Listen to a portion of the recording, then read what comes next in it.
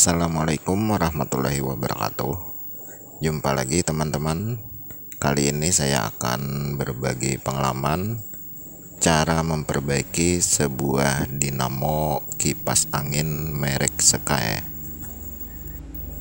Cara ini bisa juga diterapkan untuk dinamo merek kipas angin merek Maspion, Miyako, Panasonic ataupun yang lainnya. Untuk teman-teman ketahui, kalau dinamo itu normal, keempat kabel yang ada pada dinamo itu harus terhubung. Nah, seperti di sini ada biru, hitam, merah, dan putih. Nanti kita cek, kita ukur. Nah, di sini kabelnya.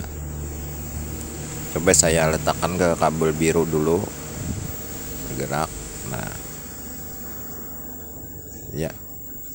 Ketika dihubungkan ke kabel hitam tidak bergerak. Coba kita lanjut ke kabel hitam. Nah, lihat, kita tes di kabel hitam. Nah, ketika ampermeter dihubungkan ke kabel hitam, maka tidak ada yang bergerak untuk ujung kabel yang lainnya. Berarti untuk kabel hitam ini ada bagian yang putus. Nanti kita buka dulu dinamonya. Ya, ini sudah saya buka, lalu kita cek jalur kabel hitam yang tidak terhubung dengan kabel yang lain tadi. Jadi teman-teman, biasanya di situ yang sering saya temui adalah putusnya sambungan antar lilitan ke kabel-kabelnya. Nah, semacam ada korosi sehingga kabelnya putus. Jadi buka saja lilitannya, atau sering juga yang ini.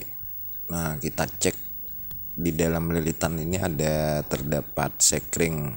Nanti kita lihat bagaimana bentuk sekringnya. Nah, dalam buka dinamonya ini kita harus hati-hati, jangan sampai terkena lilitan atau lilitannya menempel ke bagian isolasi itu, nanti bisa putus kabelnya. Jadi lakukan dengan perlahan saja. Ya, coba kita cari dulu letak sekringnya ada di mana. Biasanya itu agak tersimpan di dalam, karena itu sekring jenis thermopius, artinya bekerja pada suhu tertentu. Jadi kalau suhu pada dinamo ini sudah melebihi dari kapasitas sekringnya, maka otomatis sekring akan putus.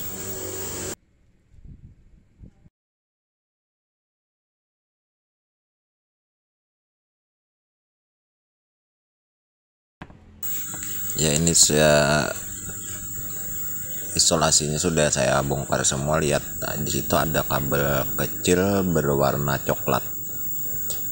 Nah, jadi itu adalah sekring atau fuse-nya. Coba kita ukur. Nah, ini sudah putus sekringnya, tidak bergerak lagi.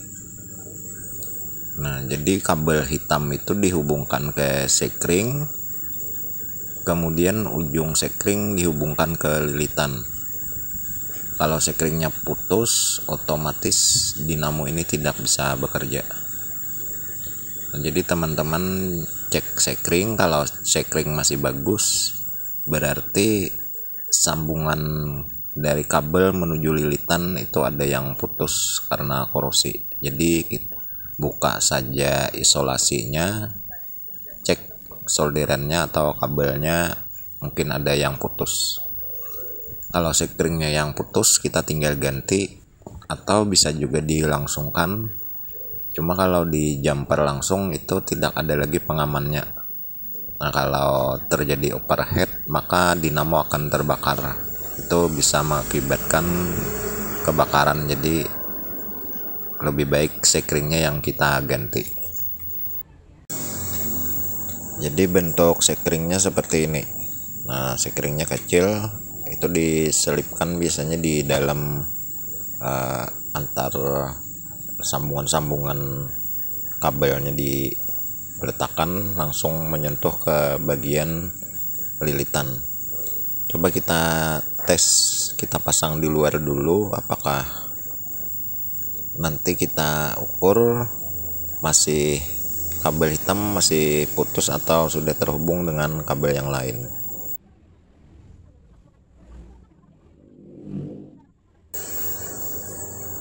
Ya, sudah terpasang.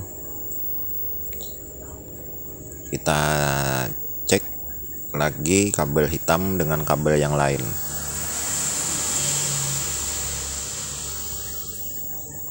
Nah, sudah terhubung teman-teman. Kabel biru sudah.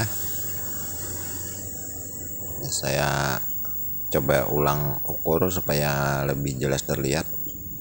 Kabel hitam, cek dulu ke kabel warna merah. Nah, terhubung. Kemudian warna putih, biru dulu. Ya, sudah terhubung. Nah, ini sudah bagus. Dipastikan dinamonya sudah bisa bekerja dengan normal ini nantinya.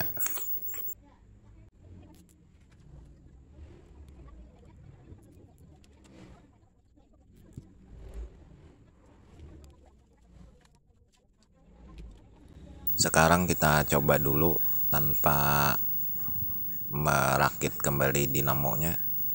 Jadi kabel hitam ini dihubungkan ke satu kabel listrik. Kemudian merah, biru, dan putih itu adalah untuk spednya. Nah, sped 1, 2, dan 3. Nah, jadi seperti itu. Nanti mentesnya kita sentuh-sentuhkan ke kabel satunya itu. Nah,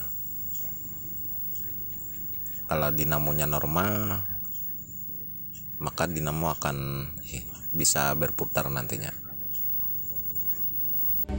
Saya coba dulu dengan kabel merah. Jadi kabel hitam dan merah dihubungkan ke tegangan PLN.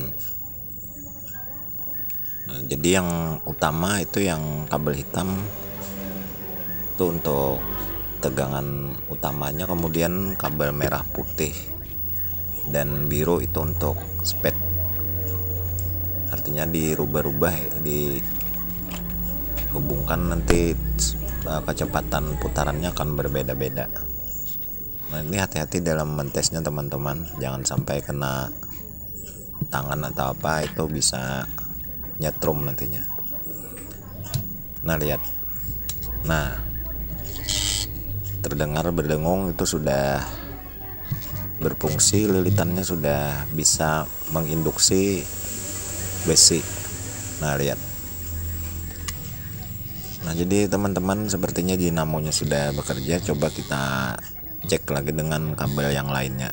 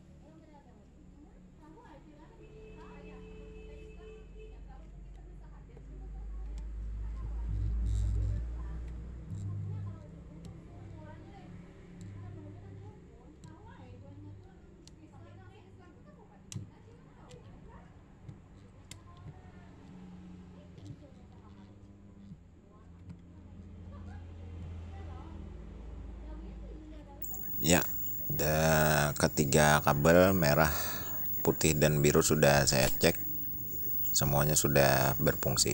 Sekarang kita rakit kembali dinamonya ini.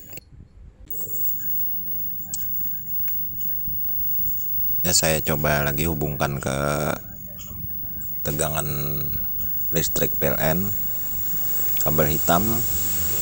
Ingatkan, untuk kabel hitam itu kabel inti atau tegangan utama, yang tetap jangan dirubah-rubah.